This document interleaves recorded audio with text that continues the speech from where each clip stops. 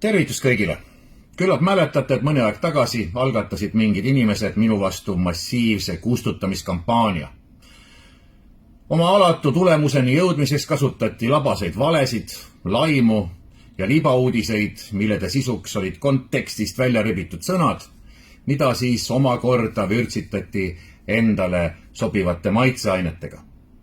Jäi mulje, et inimesed läksid oma valedesse nii sügavale sisse, et jäid ise ka neid uskuma. Aga nagu ütleb iidne Tõstamaa vanasõna, valel on lühikesed jalad.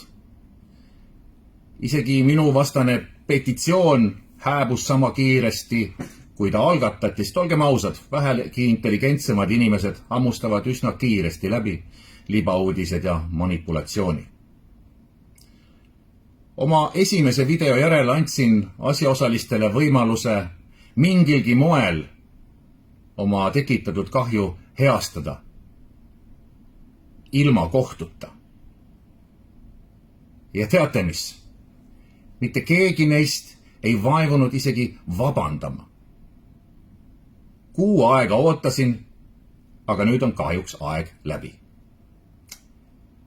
See neiu, kes minuvastase laimukampaania, üleriigilise laimukampaania algatas ja seda hoogsalt vedas, saab esimesena kohtuhagi.